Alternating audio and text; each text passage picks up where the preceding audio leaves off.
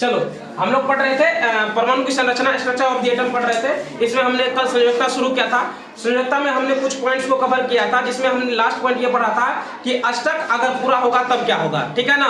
अष्टक पूरा होने के बाद तब क्या होगा, और ये भी पढ़ा था कि कब इसकी जो है संयोजकता 0 हो जाती है ना। जब अष्टक पूरा होता है तो उस समय क्या होता है, उसकी संयोजकता क्या होती है, 0 हो जाती है। अब चलो हम आगे एक बार बढ़ते हैं और बात करते हैं कि संयोजकता में अगले पॉइंट की क्या हम लिखाए थे। तो परमाणु के बाह्यतम कक्ष में इलेक्ट्रॉन के अष्टक बनाने के लिए जितनी संख्या में इलेक्ट्रॉनों की साझेदारी या स्थानांतरण होता है, वह उस तत्व की संयोजकता शक्ति अर्थात संयोजकता होती है। अब देखो होता क्या है कि ये जितना भी एक मान लो कोई परमाणु है, वो जितना भी इलेक्ट्रॉन को या तो ग्रहण करेगा या फिर मतलब प्रदान करेगा, तो वो उसकी क्या हो जाएगी, संयोजकता हो जाएगी। तो सर ग्रहण करने में तो हम जानते हैं कि 8 अपने अष्टक को पूरा करने के लिए 8 इलेक्ट्रॉन चाहिए, तो 8 जब रहेगा तो आप बोलते हैं कि 0 हो जाएगा। लेकिन अब ये बताइए कि जब किसी के इलेक्ट्रॉन की संख्या मान लो कि बाह्यतम कक्ष में 6 है, तो उस समय संयोजकता क्या हम 6 लिखेंगे? तो बिल्कुल नहीं। उस समय क्या करेंगे हम लोग, अष्टक में से 6 को माइनस कर देंगे, तो उस समय संयोजकता कितनी हो जाएगी, 2 हो जाएगी। तो यही पॉइंट हम अगले में लिखे हैं, यदि किसी परमाणु के बाह्यतम कक्ष में इलेक्ट्रॉनों की संख्या उसकी क्षमता के अनुसार लगभग पूरी है, तो संयोजकता एक अन्य प्रकार से प्राप्त की जाती है। इसमें कैसे प्राप्त की जाती है, जैसे देखो अगर हम फ्लोरीन की बात करें, किसकी, फ्लोरीन की बात करें, तो फ्लोरीन में कितने इलेक्ट्रॉन होते हैं, 7 इलेक्ट्रॉन होते हैं। कितने इलेक्ट्रॉन, 7 इलेक्ट्रॉन।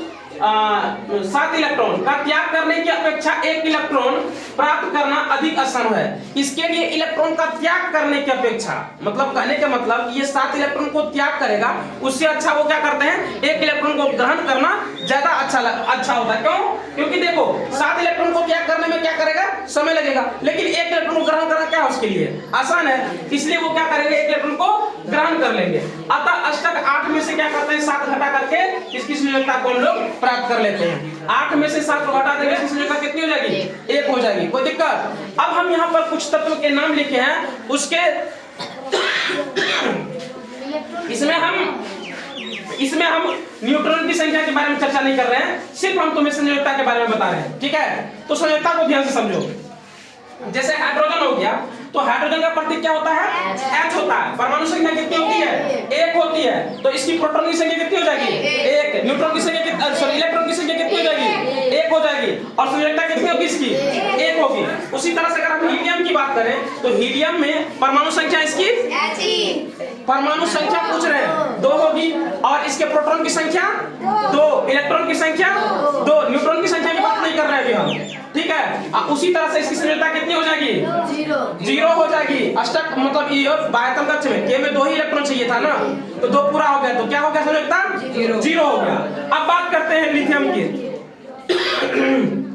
लिथियम की बात करते हैं। लिथियम की परमाणु संख्या कितनी हो गई, 3 हो गई, तो प्रोटॉन की संख्या 3, इलेक्ट्रॉन की संख्या 3, संयोजकता कितनी हो जाएगी, 1। कैसे होगी, तो के में कितना, 2, एल में कितना, 1, तो कितना, 1 इलेक्ट्रॉन का ग्रहण करेगा या दान करेगा, बिल्कुल त्याग करेगा, तो क्या हो जाएगी संयोजकता 1 हो जाएगी। उसी तरह से बेरिलियम का बात करें, कितना होता है, 4, प्रोटॉन की संख्या 4, इलेक्ट्रॉन की संख्या 4, के में 2 इलेक्ट्रॉन, एल में 2 इलेक्ट्रॉन, और संयोजकता इसी कितनी हो जाएगी, 2 हो जाएगी।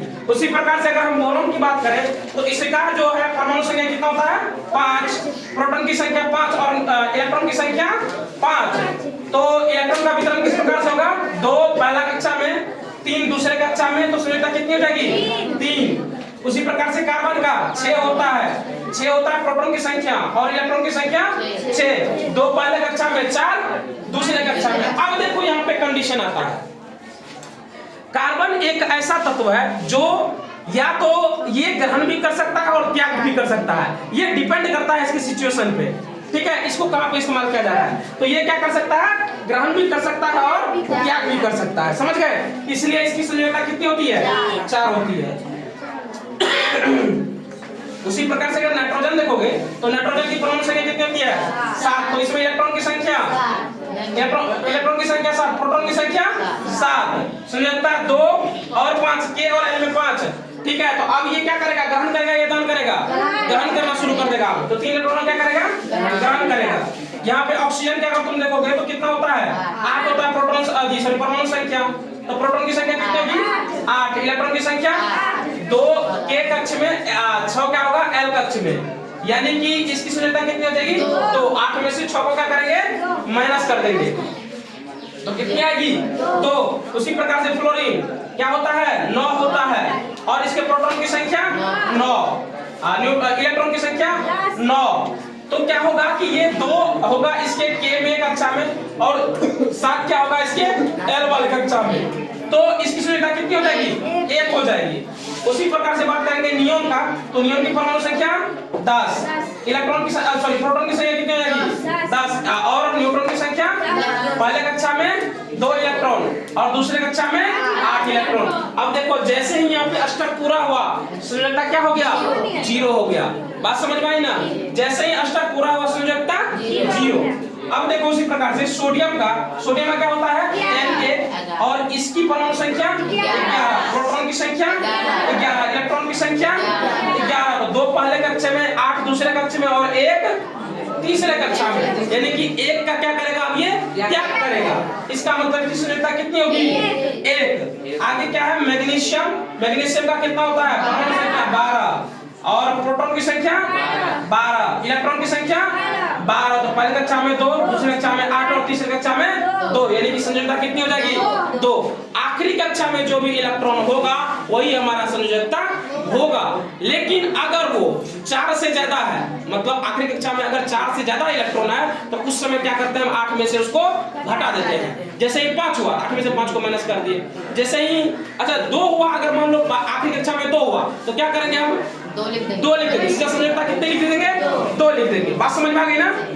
उसी प्रकार से एल्युमिनियम का देखो, एल्युमिनियम में क्या होता है 13 और इसका प्रोटॉन की संख्या 13, इलेक्ट्रॉन की संख्या 13 और 2 हमारा क्या हो गया पहला दूसरे कक्षा में 8 तीसरे कक्षा में 3 की संयोजकता कितनी होती है 3। अच्छा बार-बार अगर तुम नोटिस करोगे तो ये देखोगे कि मतलब प्रोटॉन की संख्या परमाणु संख्या और इलेक्ट्रॉन की संख्या ये तीनों तुमको बराबर दिखाई देगा।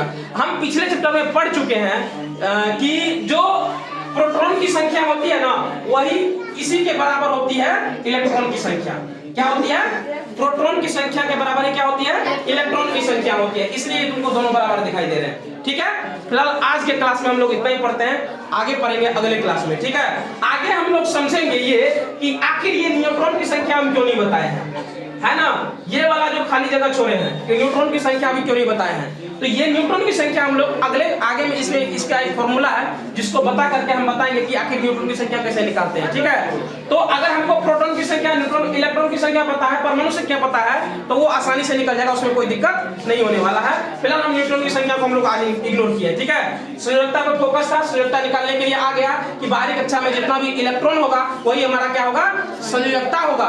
और अगर संयोजकता मतलब अगर बाहरी कक्षा में इलेक्ट्रॉन की संख्या 4 से ज्यादा है तो उस समय हम क्या करेंगे 8 में से घटा करके उसकी संयोजकता लिख देंगे। ठीक है, उम्मीद है तुम लोगों को ये पूरा क्लास समझ में आया होगा। ठीक है, संयोजकता किस प्रकार से निकालते हैं कैसे होता है ये पूरा क्लास समझ में आया होगा। ठीक है, फिलहाल आज के लिए इतना ही।